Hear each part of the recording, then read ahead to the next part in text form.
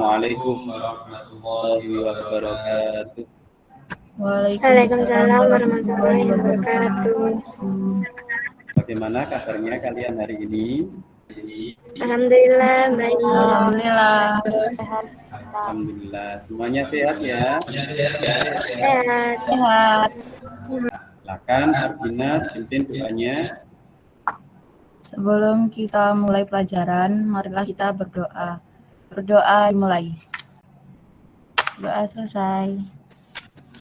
Semoga dengan berdoa tadi apa yang kalian inginkan, apa yang kalian cita-citakan dikabulkan dan diridhoi oleh Allah Subhanahu wa taala. Anak-anak, pada pertemuan yang lalu kita membahas tentang apa? Kemarin kita membahas tentang novel. Ya. Apa? Novel. Benar sekali. Pada pertemuan yang lalu Bapak akan memberikan link untuk presenti, gitu ya. Akan kita lakukan lebih lanjut. Silakan kalian melakukan presenti yang sudah ada dalam akun BCR-nya kalian. Silakan Alda. Ya. Silakan Alda. Ya, nomor 1 artikel. Iya. Ya. Fakta. Opini Ustaz. Objektif Ustaz. Ya. Nyata. Ya. Gagasan. Gagasan. Ya, Kualitatif. Kita acak itu adalah materi yang akan kita pelajari pada hari ini. Bapak akan menyampaikan beberapa hal kepada kalian, ya. Akan saya share screen sebentar. Adalah mengevaluasi informasi baik fakta maupun opini dalam sebuah artikel yang dibaca.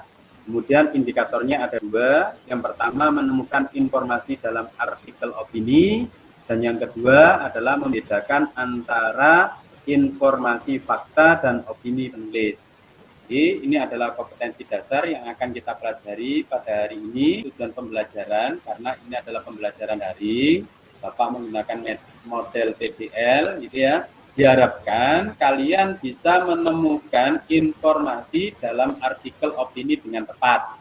Kemudian yang kedua, kalian diharuskan bisa membedakan antara informasi fakta dan opini penulis dengan tepat. Yang pertama adalah penilaian sikap. Kita akan menggunakan jurnal, nanti setiap peserta didik akan mendapatkan nilainya masing-masing untuk nilai sikap. Kemudian yang kedua adalah penilaian pengetahuan, yaitu melalui LKPD kelompok dan individu. Dan yang ketiga, nanti akan ada penilaian keterampilan melalui presentasi. Akan Bapak tayangkan sebuah teks. Hasilnya apa? Bukunya permen karet hingga terbus. Ini 9 cara mencegah asam lambung naik. Kalau kita perhatikan nanti di sini ya ada beberapa hal ya, tentunya penulis itu akan memberikan tips atau cara mencegah asam lambung naik. Di sini ini ada yang ditanyakan. Ya, Sohifa, silakan Sohifa. Apa yang mau ditanyakan Sohifa? Apakah teks tersebut termasuk contoh artikel? Contoh yang Bapak paparkan tadi itu adalah sedikit contoh ya, teks artikel. Lagi yang ditanyakan? Apakah artikel selalu ada kalimat fakta dan opini? Dalam penulisan artikel selalu ada kalimat fakta dan kalimat opini. Mengapa? Karena opini penulis itu sebagai gambaran permasalahan yang sedangkan kalimat fakta untuk membuktikan kebenaran apa yang ada di tulisannya. Jadi ya, didukung Bapak sudah membagi kelompok, gitu ya. Silakan berkumpul pada kelompoknya masing-masing. Ini bisa dilihat di share screen ya. Nanti jangan lupa menuliskan nama kelompok, kemudian nama anggota kelompoknya. Ini ada petunjuknya, gitu ya. Bacalah LKPD dengan saksama, kemudian diskusikan dengan teman satu kelompok dalam menentukan jawaban yang benar. Yakinkan bahwa setiap anggota satu kelompok mengetahui jawabannya. Kemudian yang keempat, jika dalam kelompok Anda mengalami kesulitan dalam mempelajari LKPD, tanyakan pada pendidik permasalahan yang belum Anda pahami. Mau tanya, apa fungsi dari artikel? Karena untuk menyampaikan ide penulis dalam mengembangkan daya imajinasi. Ada lagi yang ditanyakan? Ada, Ustadz. Ya, silakan Sanifah. Apa artikel selalu mengandung opini penulis? Apakah artikel selalu mengandung opini penulis? Kenapa di dalam artikel selalu mengandung opini penulis? Ini penulis itu selalu ada dalam artikel, tapi tidak hanya artikel, semua teks, semua buku itu pasti mengandung opini penulis. Kerjakan di LKPD-nya ya.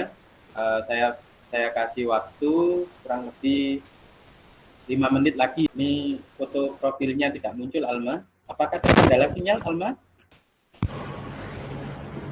Boten, Ustaz. Alangkah baiknya kalau kita belajar bahasa Indonesia menggunakan bahasa Indonesia yang baik dan benar. Harusnya menggunakan kata apa yang benar, Alma? Tidak, Ustaz. Maaf. Iya, benar sekali. Karena waktunya berat ya, maka kita akan melakukan diskusi untuk proyek kebenaran atau informasi apa yang kalian dapatkan. Kelompok pertama yang mau menyampaikan. Iya, Ustadz. Ya, silakan. Saya perwakilan dari kelompok 1. Berdasarkan teks, kalimat opini yang kami temukan adalah vaksin adalah satu-satunya cara paling efektif yang bisa menghentikan pandemi COVID-19 yang hingga saat ini sudah menginfeksi belasan juta jiwa di seluruh dunia. Yang kedua, 3 kandidat vaksin corona yang dianggap menjanjikan. Yang lain jangan ngomong, kasih tepuk tangan karena sudah berani menampilkan. Silakan tampakkan tepuk tangannya di kamera. Berikutnya Jadi yang dari kelompok berikutnya, kalimat opini yang kami temukan adalah beberapa kabar bahagia yang bisa dibagikan soal perkembangan ini. Kemudian juga salah satunya uji coba di Indonesia sendiri rencananya akan dimulai pada bulan Agustus mendatang.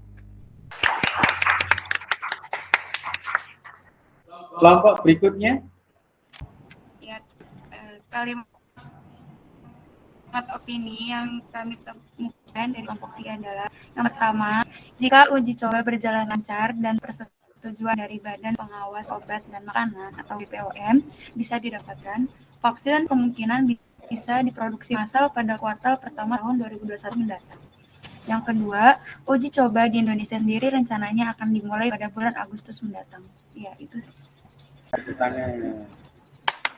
Selanjutnya, kelompoknya siapa?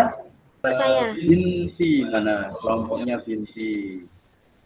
Hasil diskusi dari kelompok kami, kalimat opini yang kami temukan itu dengan demikian, jika suatu saat kita terpapar virus corona, sistem imun kita sudah mengenalinya dan siap untuk melawan virus tersebut, sehingga kita jadi tidak sakit. Sudah.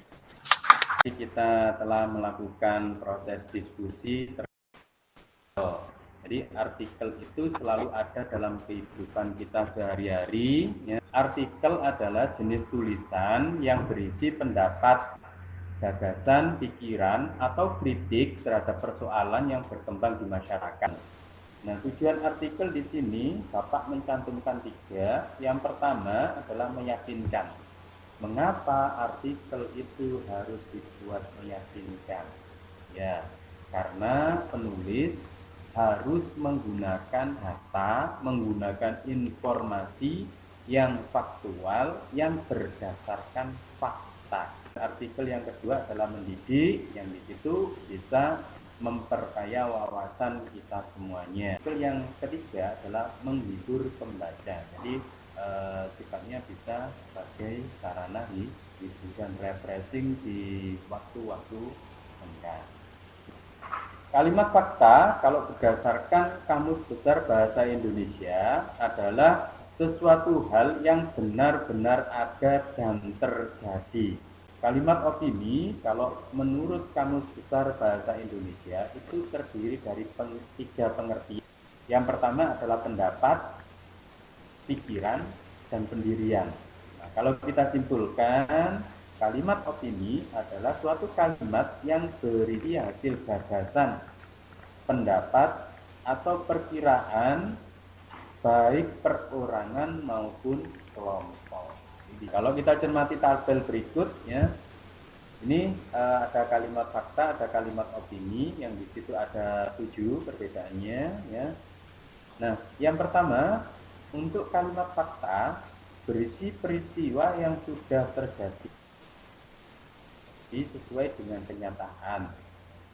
Kemudian yang kedua adalah berisi tanggapan atau pendapat terhadap peristiwa. Kemudian yang kedua, pernyataan yang tidak diragukan lagi kebenarannya. Ini pernyataan yang masih meragukan, bisa benar, bisa juga salah. Hari ini sedang dilakukan penilaian tengah semester. Jadi kejadiannya sedang berlangsung. Itu merupakan contoh kalimat fakta. Nah, kemudian untuk pernyataan yang masih meragukan, hari ini akan dilakukan penilaian tengah semester. Sama-sama kalimatnya, tetapi menggunakan kata akan. Berarti di situ masih meragukan, bisa benar, bisa juga salah. Nah, untuk yang ketiga bersifat objektif. Sedangkan untuk kalimat opini itu subjektif, terkait dengan data yang akurat seperti adanya grafik, tabel, tanggal, hari, bulan, tahun, nama pelaku, tempat, dan lain sebagainya. Sedangkan di opini tidak disertai dengan data yang akurat karena hanya pemikiran dan pernyataan seseorang saja. Kalimat fakta terdapat kata sudah, telah. Jadi ini menandakan telah selesai atau sudah dilaksanakan. Sedangkan kalimat opini itu pasti akan memuat kata akan, sedang, mungkin, kira-kira, sekitar, seandainya, menurut, dan lain sebagainya. Yang terakhir adalah kalimat fakta. Terdapat jawaban dari kata tanya, apa, siapa, kapan, di mana, dan berapa. Sedangkan di dalam opini, kalimat opini ya menggunakan kata tanya, mengapa, bagaimana, atau kenapa. Nah, itu tadi perbedaan fakta dan opini. Itu yang dapat Bapak sampaikan untuk pertemuan kali ini. Terima kasih. Silakan Nesha disampaikan.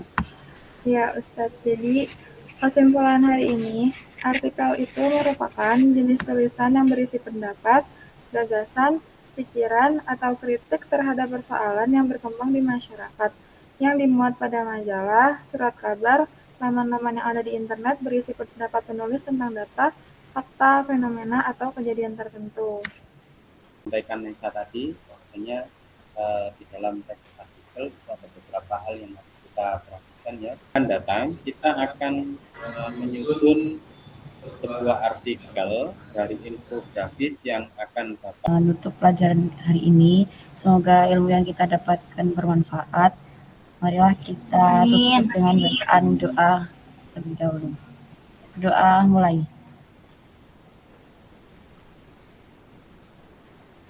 Doa selesai. Setelah memimpin doa dan berdoa, ya itu yang dapat Bapak sampaikan kepada kalian. Semoga kalian menjadi orang-orang yang luar biasa di masa yang akan datang. Assalamualaikum warahmatullahi wabarakatuh.